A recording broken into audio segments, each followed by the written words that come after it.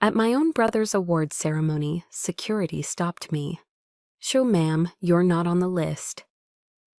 My brother, Ethan, smirked at his wife. "My sister is just a useless desk jockey. She should have married a real officer." He had no idea my desk job was about to save his life and destroy his pride on the exact same day. My name is Sophia Hayes. I am 34 years old. And on this brilliant May morning, the very air I breathed felt like a prelude to a familiar betrayal. It came in on the salty, sharp wind as I drove my car over the majestic arch of the Chesapeake Bay Bridge, the sun glinting off the water in a way that felt far too cheerful for the occasion.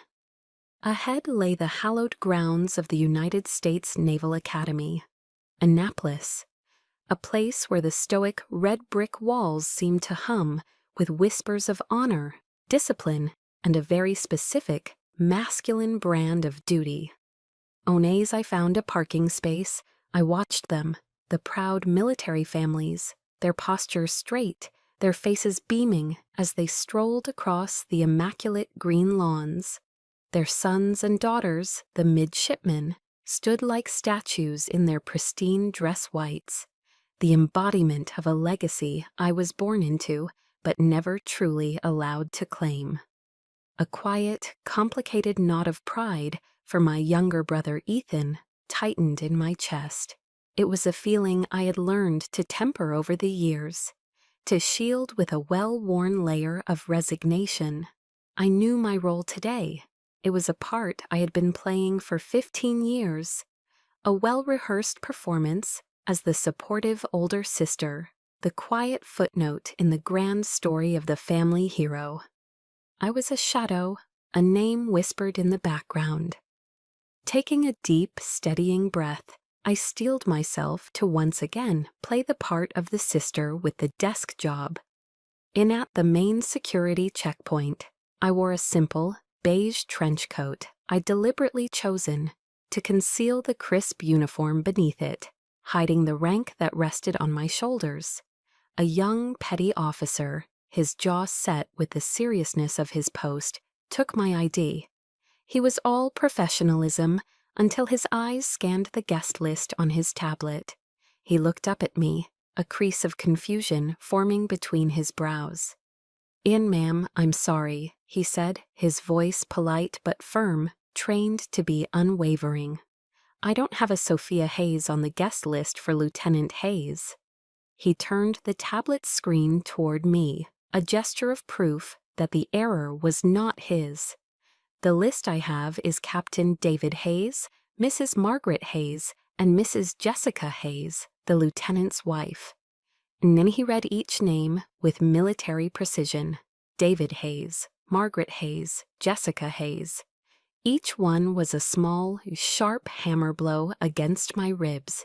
The absence of my own name was louder than any of theirs. This was not a clerical error. This was not an oversight. This was a deliberate, calculated act of erasure. As if summoned by the thought, the gleaming, ostentatious black SUV my family favored pulled up to the gate. The door opened and Ethan emerged, looking every inch the conquering hero in his perfectly tailored dress whites, the uniform seemingly radiating its own light against his tanned skin. He saw me standing there, saw the guard's apologetic stance, and a slow, knowing smirk, the kind of victory only a lifelong rival can truly savor, played on his lips. Instead of stepping forward to vouch for his own sister, he leaned toward his wife, Jessica, and said, his voice carrying with perfect clarity for both the guard and me to hear, "Probably some paperwork mix-up. She should have married a real officer instead of playing with spreadsheets." And the cruelty of it was breathtaking. My mother, Margaret, suddenly found the clasp of her antique pearl brooch to be the most fascinating object in the world, her hands fluttering in a theatrical gesture of avoidance. My father, David, a retired captain, simply scowled, his face a mask of deep, impatient annoyance, not for the insult, but for the public scene his daughter was causing. They didn't even look back. They walked past the checkpoint, leaving me behind as if I were a piece of luggage someone had misplaced, a lost item no one cared enough to claim. And a hot, creeping blush that had nothing to do with the sun washed over my face. Ethan's words were a slap, but my parents' silence was the true poison. It was complicity. It was the final quiet confirmation of a lifetime of being told I was less. And the young petty officer, now trapped in this excruciating family drama, began to speak, his voice laced with professional discomfort. "Ma'am, I'm going to have to ask you to step aside." And I didn't argue. I didn't protest. I simply stood there, my posture rigid, my spine a rod of ice, and watched them go. I watched them disappear into the hallowed grounds that had rejected me on their command. And in that moment of profound public abandonment, the hurt didn't vanish. It simply crystallized. It cooled and hardened into something else entirely. A decision formed in my mind as cold and hard as steel. In fine, let them believe it. A dangerous calm settled over me. The storm inside me went still, its chaotic energy consolidating into a single sharp point of focus. In today's performance would be one for the ages. They would not see a single tear. I would not give them that satisfaction. Standing there on the manicured grounds of the academy, an outcast at the gate, I felt the present moment dissolve. The sting of Ethan's words became a key, unlocking a vault of memories I had long kept under guard. The cool, controlled woman I was now faded, and in her place stood the ghost of a teenage girl, forever standing on the outside of a circle of light, looking in.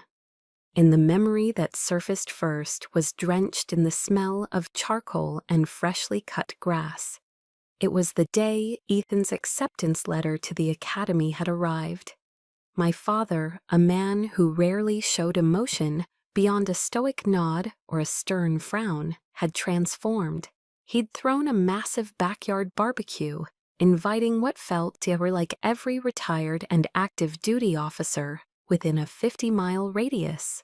He stood by the grill, tongs in one hand and a beer in the other, his voice booming with a pride he never used for me. He draped an arm around Ethan's shoulders and introduced him again and again as the heir to the Hayes legacy. On later, my mother brought out a huge sheet cake from the local bakery, the kind with overly sweet frosting and airbrushed decorations. In bold blue letters it read, "Congratulations, future Admiral." The whole world, it seemed, had stopped spinning for this one moment. It wasn't just a party, it was a coronation, a public declaration of the chosen son. And I, his older sister, was just a commoner in the crowd, a spectator at a ceremony held in my own backyard. I smiled, I clapped, and I felt utterly and completely invisible.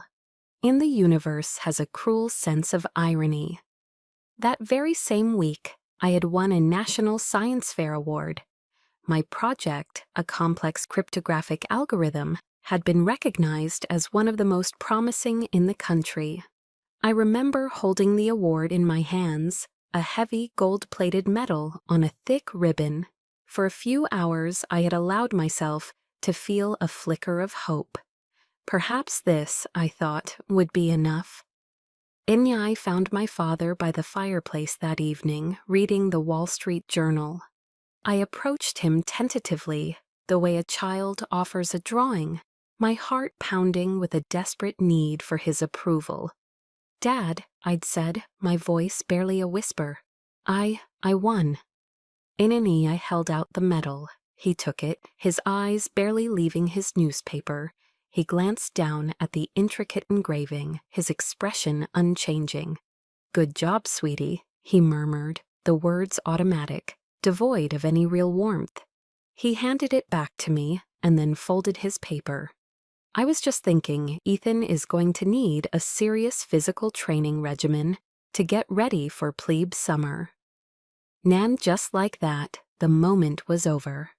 The subject, as always, had returned to Ethan. The gold medal in my hand suddenly felt heavy, not with the weight of achievement, but with the dead weight of disappointment. Its shine seemed to dim under the fluorescent lights of our living room. Later that night, alone in my bedroom, I opened an old wooden box where I kept forgotten things, childhood trinkets, old letters. I placed the medal inside, nestled it between a dried corsage and a silver dollar from my grandfather, and I closed the lid.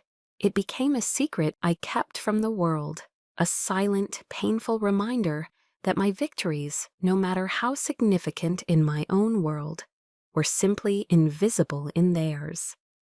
That feeling of invisibility crystallized a few years later. On the evening I told them my own career choice, I had gathered all my courage to announce that I had been accepted into the Naval Intelligence Program. My father muted the TV, his face hardening into the mask of disapproval I knew so well. He stared at me across the coffee table, his silence more intimidating than any shout. "Isn't it intelligence?" he finally said, the word tasting like an insult on his tongue. "That's a support role, Sophia. It's for people who can't make it in combat. The Hayes family are not support staff." My mother, ever the peacekeeper, jumped in with a placating smile. "Now, David," she'd said softly, laying a hand on his arm, "perhaps it's safer for her that way." In her words were meant to be a comfort, but they were a dagger. Safer for her. The implication was clear. I was weak, fragile, in need of protection, not suited for the real, glorious danger that men like my father and brother were born for. They didn't see my choice as strategic, as a different kind of warfare fought with intellect and analysis. They saw it only as a deviation from the path of glory they had laid out, a quiet failure to uphold the family tradition. That was the foundation upon which my entire career was built. On their dismissal, that was the fuel. The quiet, burning resentment from 1,000 tiny cuts had forged a resolve in me that they could never understand. My family thinks I play with spreadsheets. They picture me in a sterile government office, a beige cubicle, my greatest daily challenge a paper jam in the printer. The bitter irony is that they're not entirely wrong about the sterile part. They just have no concept of what that sterility truly contains. They know nothing of the place we call the tank. It's a nickname for a skiff, a sensitive, compartmented information facility buried deep underground, shielded from any form of electronic eavesdropping. The air is cold, recycled, and carries the low, constant hum of powerful servers. There are no windows. The only light comes from the giant, curved wall of screens in front of me. A mosaic of glowing maps, drone feeds, and cascading lines of code. This was my office. This was my battlefield. Sis and I remember one particular night, a Tuesday that bled into a Wednesday. The air in the tank was thick with a tension you could almost taste. We were coordinating a high-risk hostage rescue in the Red Sea. A civilian oil tanker had been boarded by pirates, and a dozen lives hung in the balance. My team of analysts fed me data streams in a quiet, focused rhythm, their voices low and steady in my earpiece. My job was to see the whole board, to connect the dots faster than our enemy could. Shannon Viper 1, confirm target location.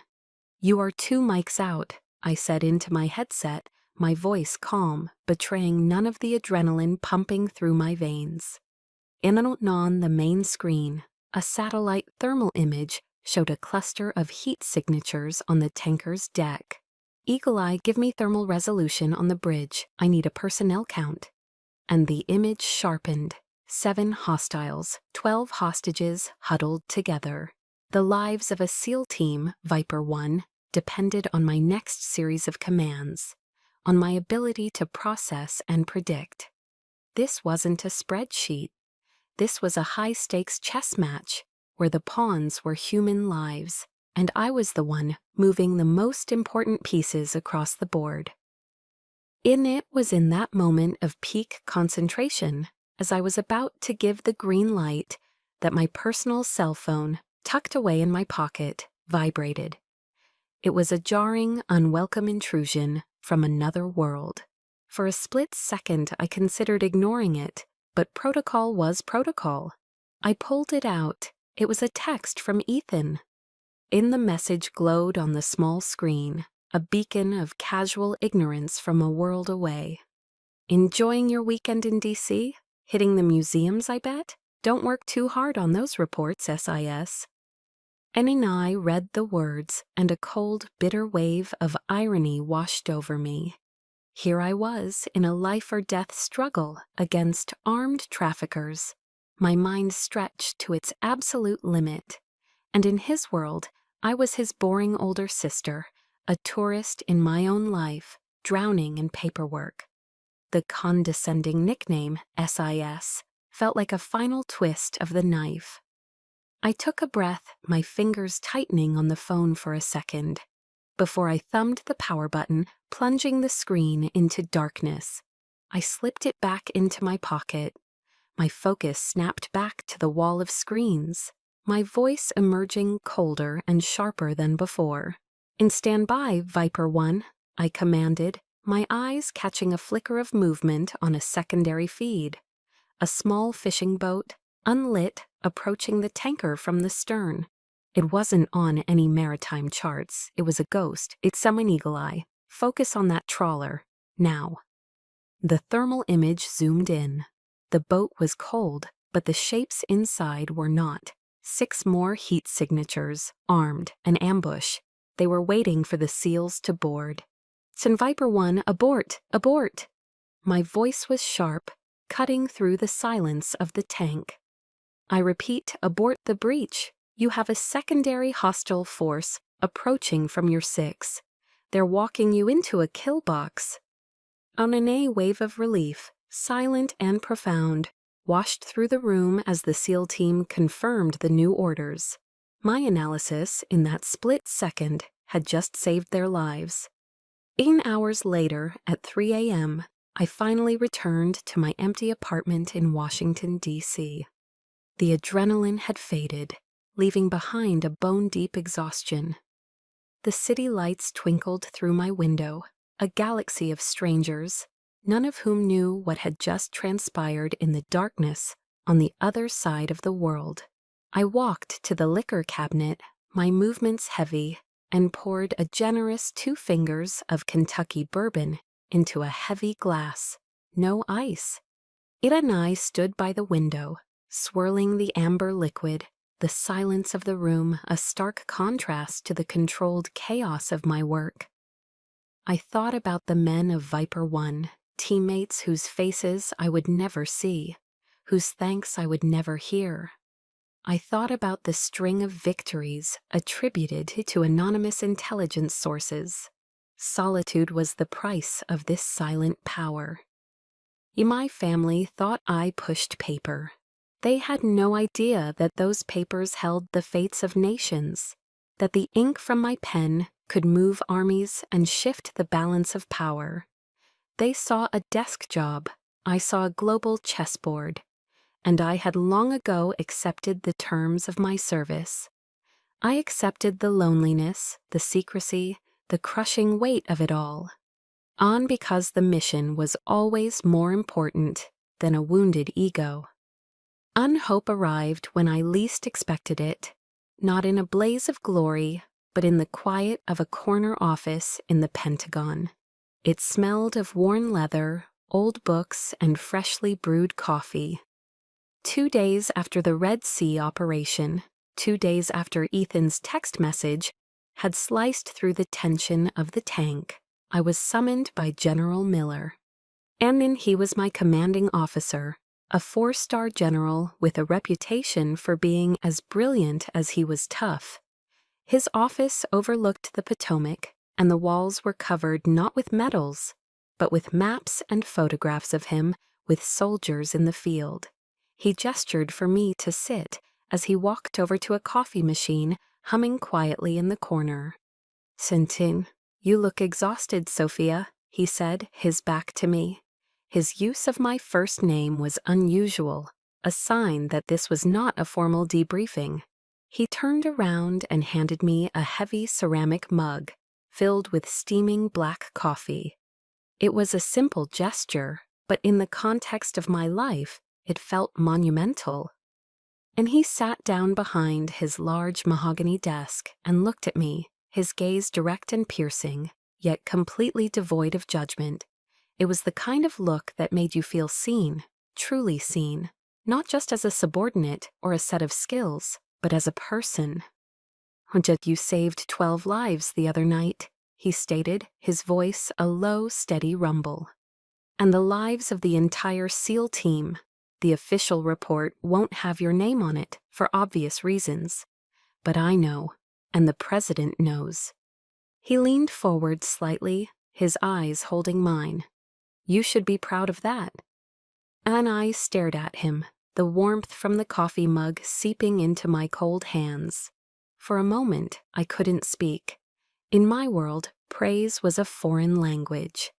The concept of being seen for what I did, rather than what I failed to be, was so alien that my mind struggled to process it. I felt a crack form in the icy facade I had so carefully constructed around myself. I wasn't Captain Hayes's daughter. I wasn't Ethan's overshadowed sister. In this room with this man, I was just Sophia. And for the first time in a very long time, that felt like enough. Then he let the silence hang for a moment, allowing his words to land. Then he continued.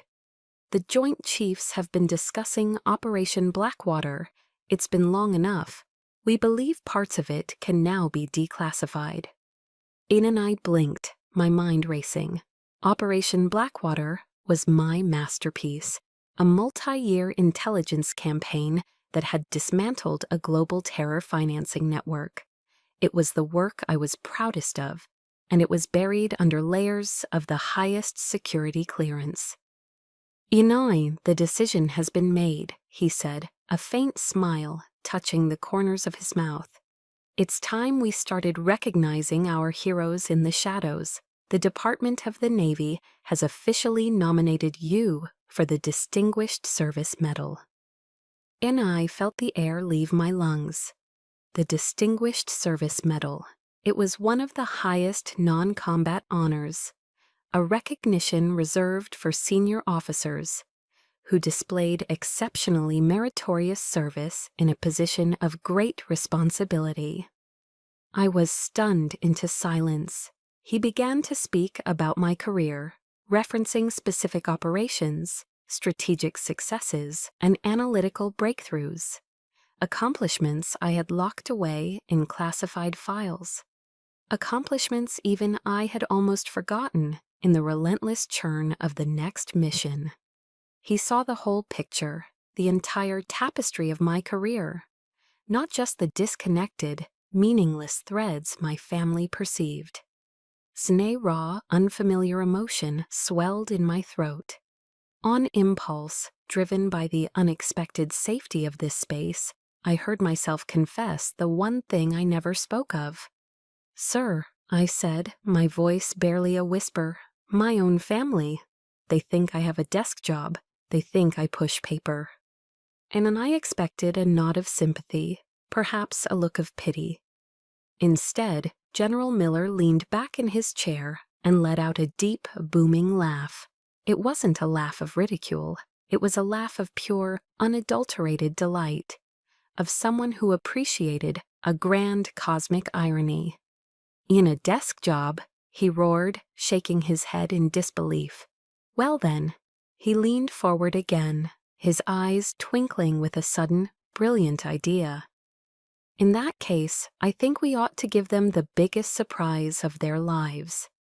And he paused, letting the idea form, a master strategist seeing a new move on the board. Your brother's awards ceremony is next month, isn't it? At Annapolis. Anai nodded, confused. In how poetic would it be, he said, his smile widening, to recognize two of Captain Hayes's children on the same day, for two very different, but equally vital, forms of service to this nation. And his words landed in the silent, barren landscape of my hope and bloomed. A wild, audacious idea took root in my mind. The thought that my truth, my real story, could finally be brought into the light, not by my own desperate explanations, but by the undeniable official recognition of the United States Navy. The thought was terrifying, and it was intoxicating. In the seed of hope General Miller had planted felt fragile, a delicate green shoot in the barren soil of my heart. But my memory, a far more cynical and experienced gardener, immediately conjured the ghost of the last 4th of July, a day that served as a perfect, suffocating reminder of why such hope was a dangerous thing to entertain. And the scene replays in my mind like a worn-out home movie, a tableau of quintessential American perfection. My parents' sprawling backyard in suburban Virginia, heavy with the smoky, savory scent of burgers and hot dogs, sizzling on my father's oversized gas grill. An American flag, Old Glory herself, waving proudly from a pole on the porch. A large blue Coleman cooler, sweating in the afternoon sun, packed with cans of Miller Lite and Coca-Cola. It was a picture-perfect, Rockwellian painting of family and patriotism. And as always, I was just part of the background scenery, a detail to make the composition feel complete. The true focus, the sun around which our entire family solar system was forced to orbit, was Ethan. He held court on the freshly stained deck, a beer in hand, regaling a rapt audience with a tale from his last deployment in the Persian Gulf. It was a good story, I had to admit, full of roaring engines, tense standoffs, and split-second decisions. It was also about 80% fiction. I knew this because I had read the official after-action report, a document so classified that its existence was a secret. I knew that in the real event, he was a supporting character, a competent officer who did his job.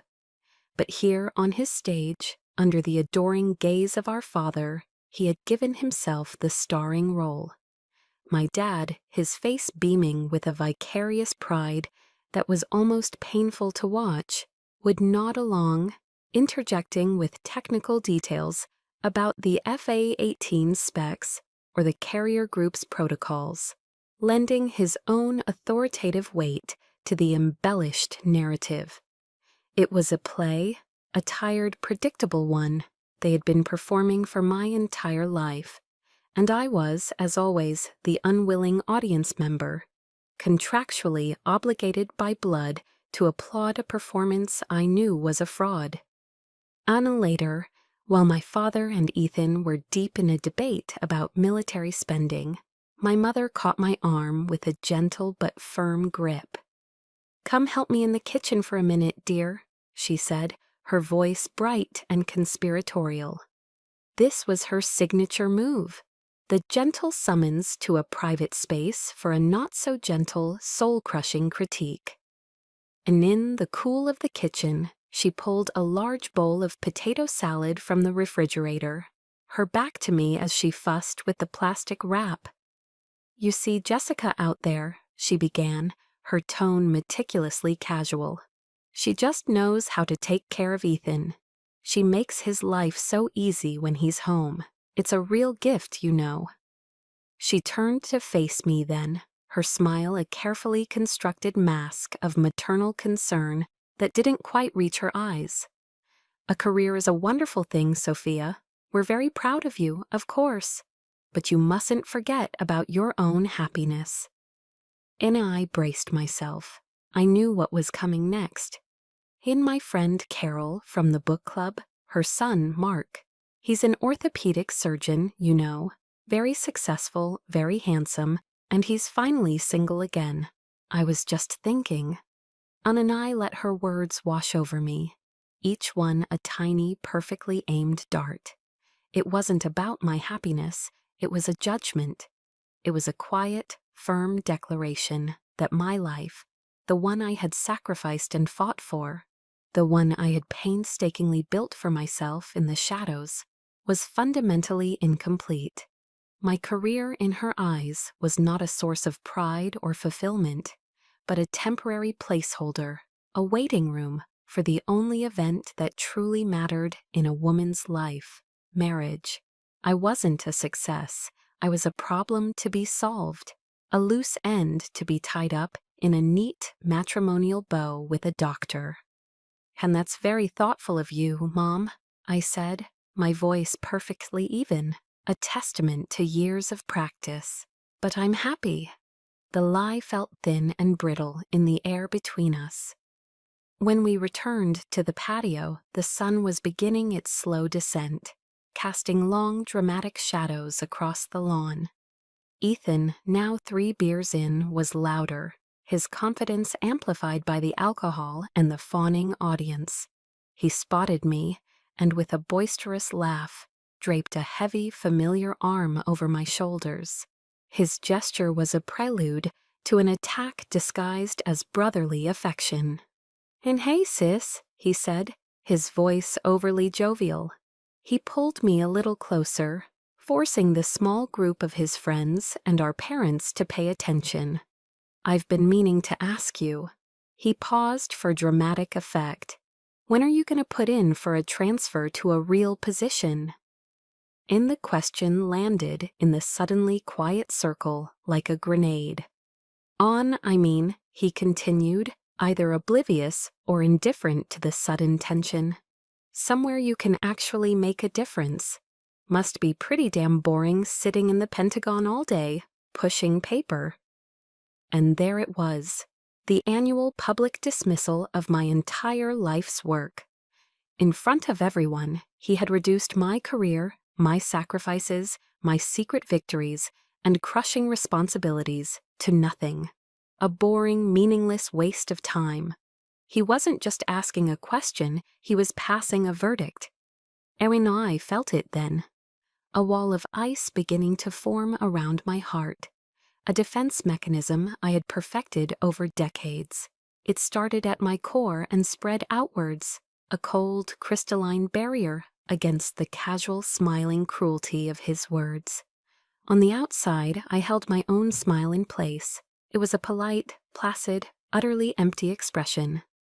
"Oh, and I like my work, Ethan," I said, my voice a perfect imitation of calm. But inside, behind that wall, I felt a fundamental shift. The ice, which for years had been just a shield, was now becoming something else. It was getting higher, thicker. It was no longer just a defense. It was becoming a fortress. And I knew, with a certainty that chilled me to the bone, that it was very, very close to reaching its peak. And have you ever had a moment where time seems to slow down, where the world narrows to a single, hyper-focused point of humiliation? That was me, standing at the gate, with the guard's polite, dismissive words hanging in the air. "Ma'am, I'm going to have to ask you to step aside." It's the politeness that makes it worse, isn't it? The professional, dispassionate tone that says, "This isn't personal, I'm just doing my job," when everything about the situation feels deeply, excruciatingly personal. My feet felt like they were cemented to the asphalt. I was an exhibit in a zoo of my own family's making, trapped in the spotlight of their casual cruelty. And then, through the thick, suffocating air, a new sound emerged. It was the quiet, confident purr of an engine you only find in a government-issued black sedan. The car glided to a stop beside us, and when the rear door opened, General Miller emerged. He was in his full dress uniform, and in the bright morning sun, the 4 stars on each of his shoulders seemed to burn with a light of their own. You know a leader when you see one. It's in the way they stand, the way they survey a scene in a single, all-encompassing glance. He saw me, frozen. He saw the flustered guard, and he saw my family watching from a distance. And he ignored them as if they were part of the landscape. His focus was a laser beam, aimed directly at me, and when he smiled, it was with a genuine warmth that melted a fraction of the ice around my heart. "In there you are, Admiral Hayes," he said, his voice carrying with an easy authority that could command fleets. We were about to send out a search party. The words didn't just break the silence, they shattered it. Admiral Hayes, and you could almost physically see the gears grinding and then stripping inside the young petty officer's head. The stern mask of professionalism didn't just crack, it disintegrated. His face cycled through a series of emotions with comical speed. First, blank confusion, then dawning comprehension, and finally, a wave of raw, unadulterated panic. His skin went pale. He had just been seconds away from physically ejecting a flag officer, a rear admiral, from a Naval Academy event. He knew, and I knew, that in the rigid, unforgiving world of military hierarchy, he had just stared into the abyss of his own career. "A Admiral, ma'am, my deepest, most sincere apologies," he stammered, his body snapping into a salute so sharp it was a miracle he didn't dislocate his shoulder. He practically threw himself at the gate controls, swinging the barrier open with a desperate, frantic urgency. It's amazing what a title can do, isn't it? The first jarring taste of a power I had earned in the shadows was now on full display in the sun. General Miller placed a light, guiding hand on my elbow. He leaned in, his voice a low, protective murmur for my ears only. "Are you all right, Sophia? Do I need to go have a word?" And then my gaze drifted past his shoulder to the 3 people who were my blood. They were staring, their mouths slightly agape. You've seen that look before, I'm sure. The look of utter, slack-jawed bewilderment, when the world as you know it has just been turned completely upside down. And the old Sophia, the ghost of the girl who spent her life desperate for a scrap of their approval, screamed inside me to say yes, yes, go over there, make them see, make them understand. But that girl had died on this very spot, just a few minutes ago. It and I turned back to the general, the fortress of ice around my heart now complete. I gave a single decisive shake of my head. My voice, when I spoke, was calm and colder than the recycled air in the tank. "That won't be necessary, General. Thank you." I let my eyes sweep over my family one last time. I have a feeling they'll figure it out on their own today. This was it, the crossroads. I wouldn't give them the satisfaction of a confrontation. I would deny them the chance to prepare, to recalibrate, to craft a new performance of feigned shocked pride. I wanted to see their unfiltered reactions. I wanted to watch them process the truth without any help from me. "Sentin, as you wish, Admiral," General Miller said, and the look in his eyes was one of pure, unadulterated respect. Soon he straightened up, and with his hand still a firm, supportive presence on my elbow, began to escort me through the gate. He didn't just walk me in, he led me with purpose, on a direct path toward the reserved VIP seating at the front. Our route took us right past the row where my family sat. Tis and I kept my chin high. I kept my eyes fixed forward on the podium, on the flag, on my future.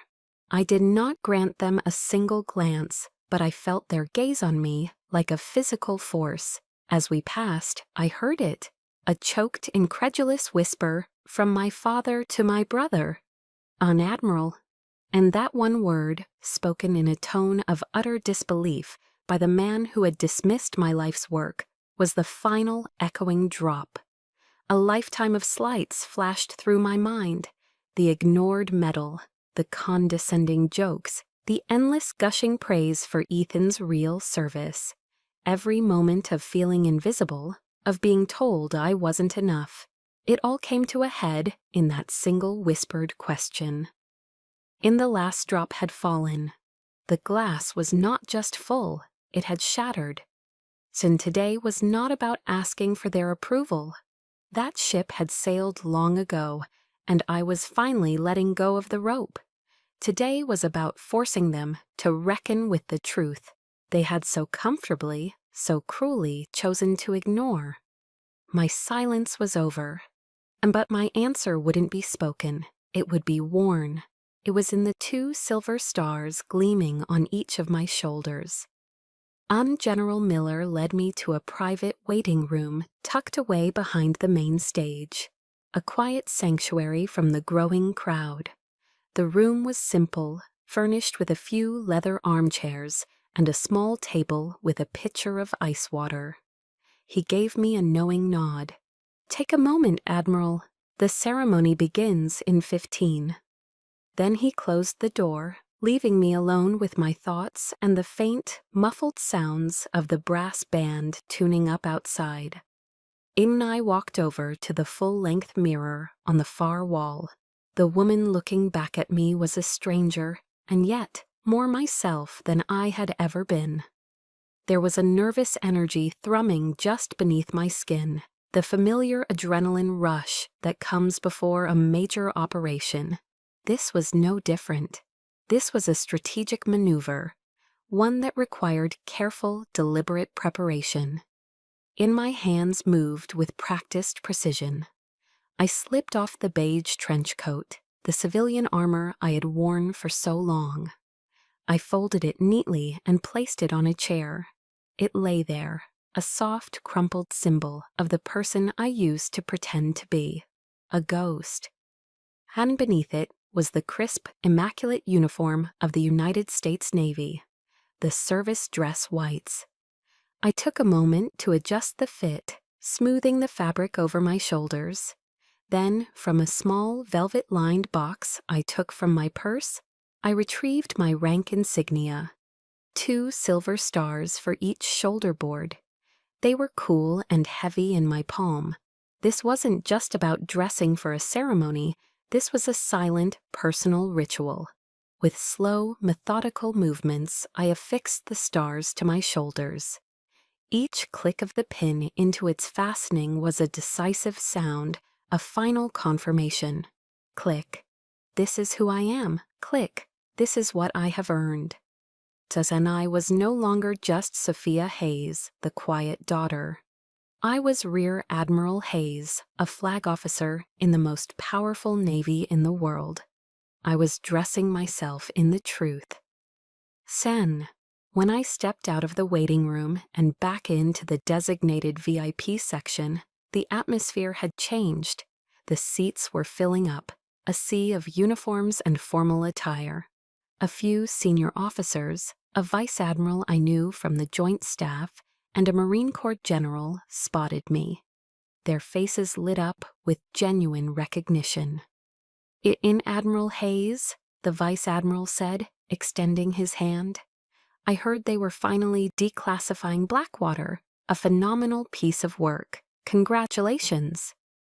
"And long overdue, Sophia," the Marine general added with a gruff, approving smile. "You and your team ran circles around them. We owe you one for that." Each handshake, each word of praise from these men who understood the sacrifices, who spoke the same language of service and strategy, was like a brick being laid in the foundation of my confidence. It was a stark, almost painful contrast to the cold, confused stares I could feel, coming from the guest section. My family didn't know me. But these people, my peers, my colleagues, they knew. Their respect was a shield, a solid, impenetrable wall of validation that I would carry with me into the battle ahead. In I took my assigned seat next to General Miller, my back straight, my hands resting calmly in my lap. And then I allowed myself to feel it, the weight of their gaze from across the aisle. I didn't need to look to know they were staring. I could feel the intensity of it, a mixture of disbelief and a dawning panicked confusion. Etienne and I could picture the scene perfectly. My father leaning in, whispering urgently to my mother fanning herself with the ceremony program, her eyes wide with shock. And Ethan, I could feel his stare most of all. It was a focused, burning beam of bewilderment. He would be looking at the 2 silver stars on my shoulders, the impossible, incomprehensible truth of them. In his mind, the math wouldn't add up. The sister he had mocked just an hour ago, the boring paper pusher, was wearing a rank that took most men a lifetime to achieve, if they ever did. And I met his gaze for a fraction of a second across the crowd, offering nothing more than a calm, polite, almost imperceptible nod. Then I turned my attention back to the stage. And the game had begun. But for the first time in my entire life, I wasn't a pawn, sacrificed for the sake of the king. On today, I was the queen, and I was about to checkmate them all. My silence now was more powerful than any argument I could ever make. It was the calm before the storm, the quiet intake of breath before the truth was finally spoken aloud. In the master of ceremonies, a captain with a voice as smooth as polished brass stepped up to the podium. And now for the presentation of the Navy and Marine Corps Commendation Medal to Lieutenant Ethan Hayes for meritorious service in support of combat operations. And I watched, a silent observer in the front row, as my brother rose from his seat. He moved with the fluid, unshakable confidence of a man who has never had to question his place in the world. A man who has spent his entire life being told he was the hero of every story. He ascended the stage, accepted his medal with a practiced, humble dip of his head, and turned to the microphone as if he were born for the spotlight that now bathed him in a golden glow. And his acceptance speech was flawless, a masterclass in charm and filial piety. He thanked the Navy for the incredible honor, his commanding officers for their steadfast leadership. Then he turned his charismatic gaze toward our family. "I want to thank my father, Captain David Hayes," he said, his voice ringing with a sincerity that could move mountains, "for teaching me what it means to be a warrior, for showing me the path of duty, honor, and courage." He smiled at my mother, a warm, affectionate smile, and to my mother Margaret for her unending support and prayers. He then gave a subtle, charming wink to his wife. And of course, to my beautiful wife, Jessica, for being my rock, my anchor in every storm. And he paused then, a performer's trick, letting the weight of his gratitude settle over the room. His eyes swept across the audience, a king surveying his court. For a fraction of a second, his gaze passed directly over me, sitting in the front row of the VIP section. There was no recognition, no emotion, not even a flicker of acknowledgement. It was as if he were looking at a piece of furniture, a stranger, a seat filler. Then he continued, concluding his speech with a final, patriotic flourish that earned him a thunderous, sustained applause. He never mentioned my name. In that very public, very deliberate omission, in front of hundreds of his peers and our nation's most respected leaders, he had made his final definitive statement: "You do not exist." It was a deeper, more profound cut than any private insult ever could be. It was an erasure on a public record, a final declaration of my irrelevance. As he walked off the stage, soaking in the adoration, I felt the last faint flicker of any sisterly sentiment within me extinguish, leaving behind nothing but cold, hard clarity.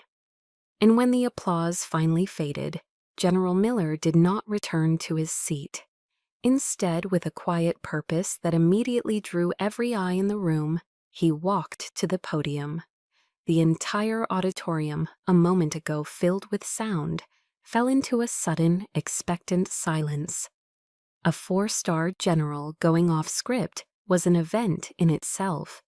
"And ladies and gentlemen," he began, his voice commanding the air, a low rumble that needed no amplification to reach the furthest corners of the hall. "We have a special, unscheduled addition to today's ceremony, a recognition that for paramount reasons of national security has been kept secret from the public until this very moment."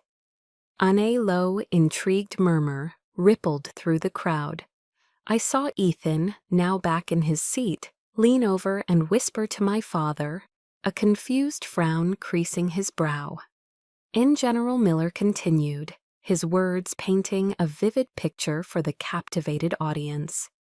"We often, and rightly, honor the heroes we can see, the war fighters on the front lines, the pilots in the sky, the sailors on the seas. But there is another kind of hero, one who serves in the deepest shadows of the world, one whose victories are not measured in territory gained, but in tragedies averted, in lives saved. Their battlefield is a global network of whispers, data, and secrets." On the air was now thick with anticipation. The audience was leaning forward in their seats, completely under his spell. "On it today," the general boomed, his voice resonating with a fierce pride. "We have the distinct honor of finally recognizing the commander of the now declassified Operation Blackwater, one of the most successful and critically important intelligence operations in the modern history of the United States Navy." Eric and I could hear my father's voice, a hoarse, confused rasp carrying across the aisle. "Blackwater? What the hell is Blackwater?" And then General Miller's gaze lifted from the crowd, sweeping over the rows until it landed directly on me. He held my gaze, a spotlight in human form, and a small, almost imperceptible smile touched his lips. "So, ladies and gentlemen, it is my profound honor and my personal privilege to ask her to the stage, Rear Admiral Sophia Hayes."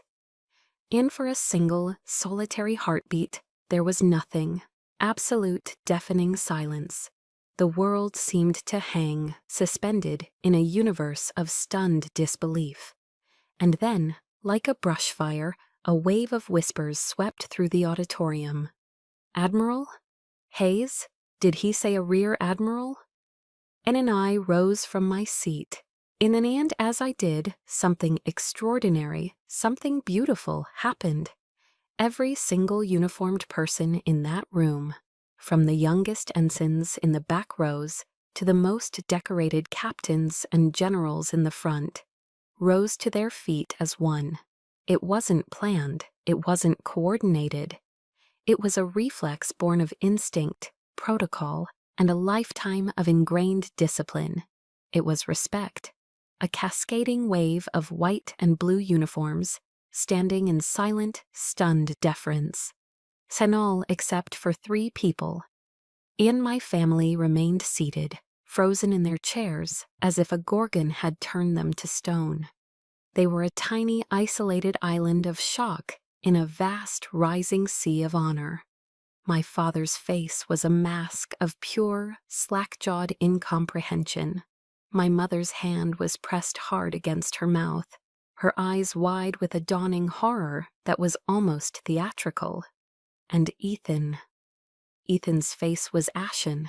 The confident, golden boy tan had vanished, replaced by a pale, sickly, almost green pallor. and I walked toward the stage. Each step was steady, deliberate, confident.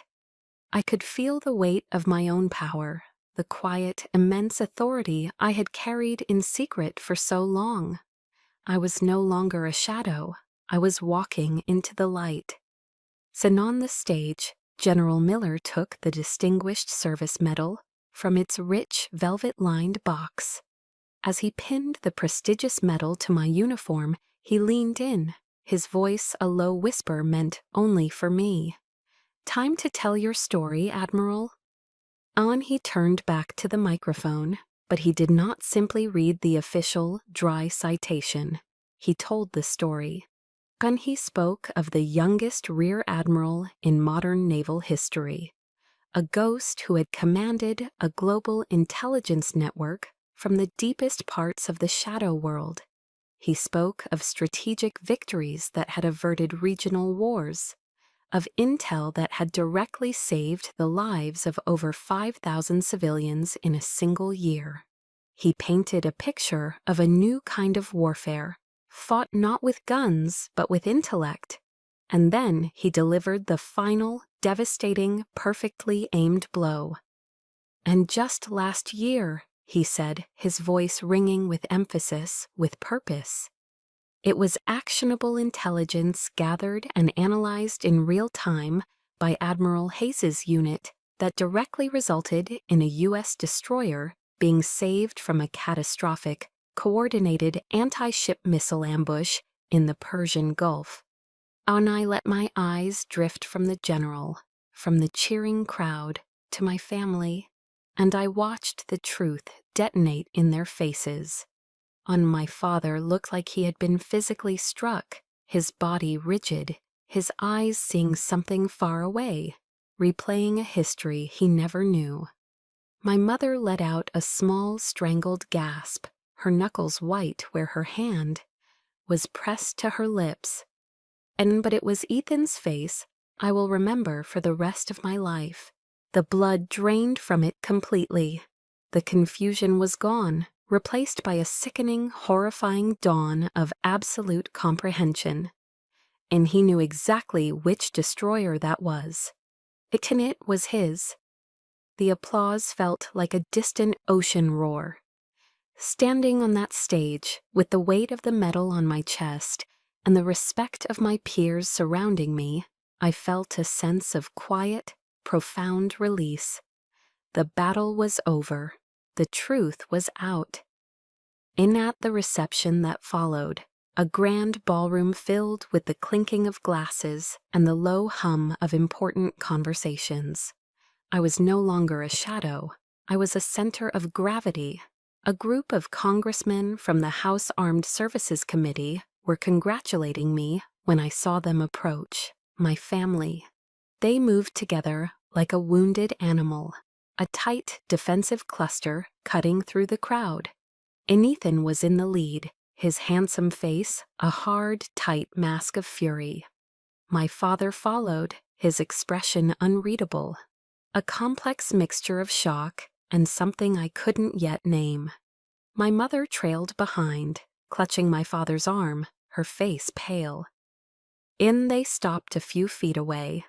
The congressmen, sensing the sudden drop in temperature, politely excused themselves. Ethan didn't wait for them to be out of earshot.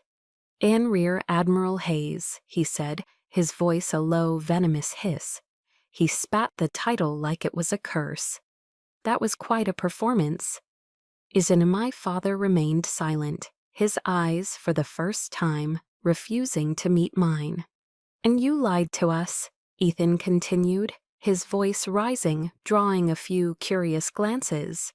"You lied to all of us, for 15 years. You let us believe you were nothing, a failure." Then I saw General Miller, across the room, catch my eye. He gave a subtle, almost imperceptible signal to one of his aides.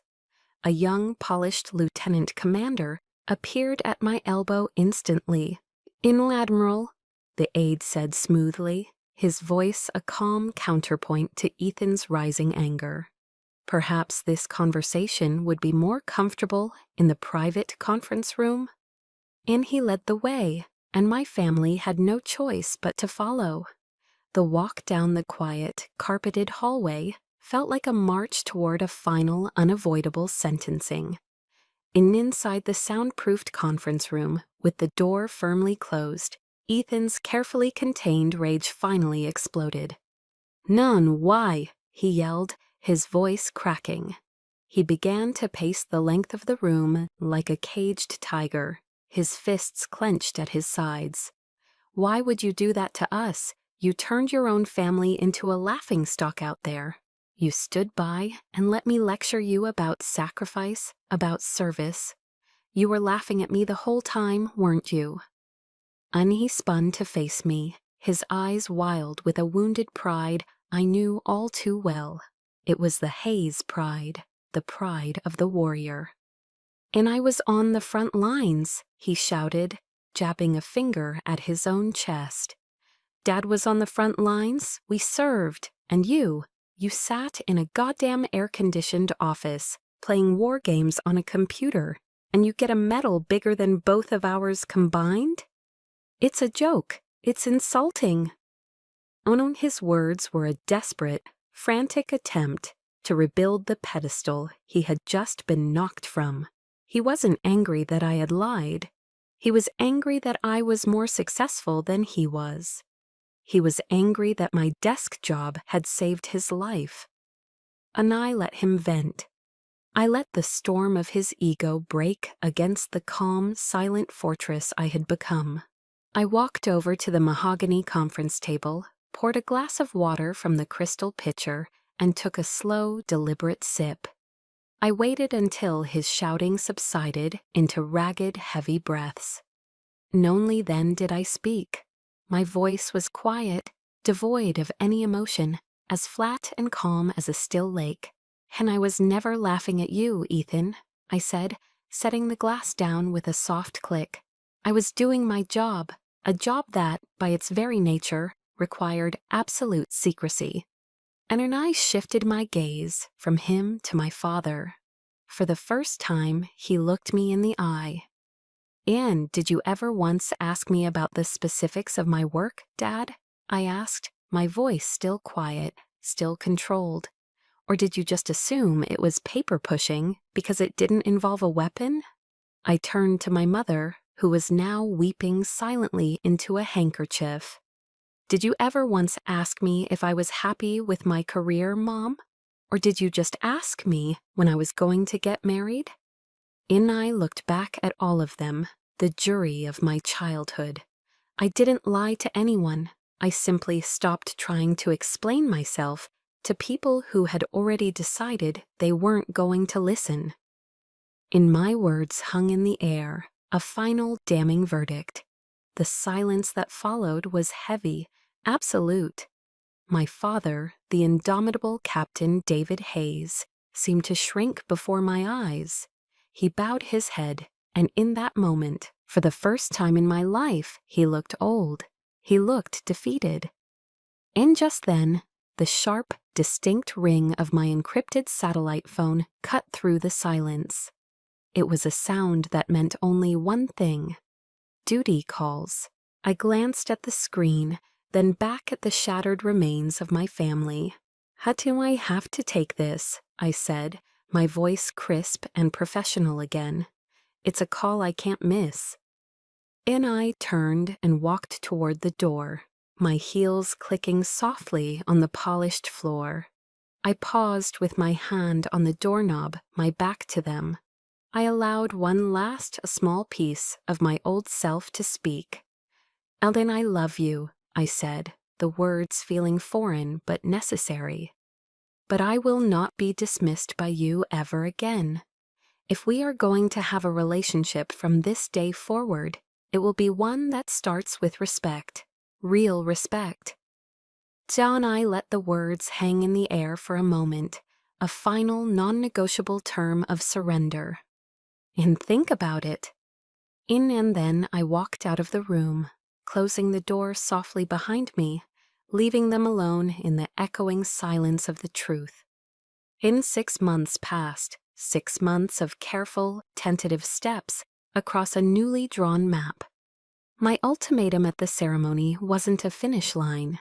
It was a starting line for a different kind of relationship, one I wasn't sure my family was capable of running.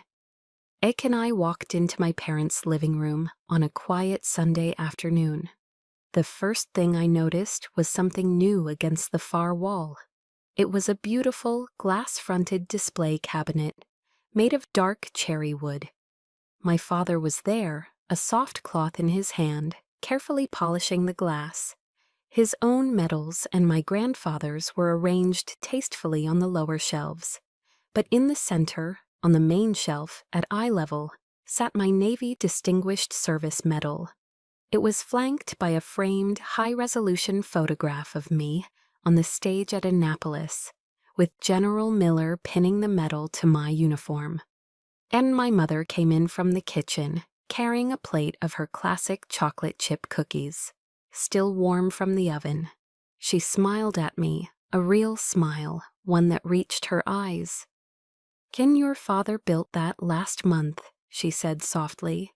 "He said it was the first time the Hayes family display case told the whole story of service. And not the story of the men, not a story of combat versus support. Just service." It was a small change in wording, a subtle shift in the family narrative, but it felt as significant as the moving of a continent. And yet that evening, dinner was different. The air was lighter. The usual performance was gone. There were no exaggerated war stories, no bravado. Instead, my father, after clearing his throat, looked at me across the dinner table. "Sophia," he began, testing the name out, "what are the biggest challenges you face with personnel management at the Pentagon? With that many high-level civilians and officers, the politics must be complex." And it was a real question, a question born of genuine curiosity. Later, Ethan talked about a new risk analysis protocol he was implementing on his ship. "It's funny," he said, not quite meeting my eye. "Some of the principles, I feel like I learned them from somewhere." He chanced a quick glance at me, a shy, almost embarrassed smile touching his lips. It was his way of acknowledging my world, of admitting its value without having to say the words directly. And then, my mother raised her wine glass. "A toast," she said, her voice clear and steady. "Not to the men of the family, but to the strength and intelligence of all the Hayes children, in all their forms." We all clinked glasses. The oppressive, competitive tension that had defined every family meal I could remember was gone, replaced by a quiet, fragile, but very real warmth. And after dinner, Ethan and I found ourselves on the old wooden swing on the back porch, a place where we'd spent countless childhood summer evenings. For a long time, we just sat in a comfortable silence, listening to the chirping of the crickets. And he was the one who spoke first, his voice low and devoid of its usual arrogance. "I'm sorry, Sophia," he said, his eyes fixed on the dark tree line at the edge of the yard. "The way I treated you, the things I said about your work, it was never about you. It was about me." And he took a shaky breath. I needed to be the hero. I needed it, to feel like I was living up to Dad's expectations, to the family name. I was so insecure that I couldn't stand to see that you had found your own way, a way that I didn't understand. And his confession was a balm, a healing medicine for a wound I didn't even know was still bleeding. And I felt a real smile, a genuine, unforced smile, spread across my face. "Thank you for saying that, Ethan," I said softly. I looked out at the yard, at the fireflies beginning to blink in the twilight. For the longest time, I thought I needed this family's approval to feel whole. I thought my value was something you all had to give me. And I placed a hand over my own heart. But all those years of being misunderstood, they taught me something more important. My worth isn't determined by anyone else. It's right here. It always was. I looked at him. Having you all finally see it, that's a gift, a wonderful gift, but it's not a prerequisite anymore. Nathan nodded slowly, a look of profound understanding on his face. I'm really proud to be your brother, Sophia. And for the first time, I could say it and mean it with every fiber of my being. And I'm proud to be your sister. In the peace I felt in that moment wasn't a victory. It was something better. It was acceptance. It was a dawn I had made for myself.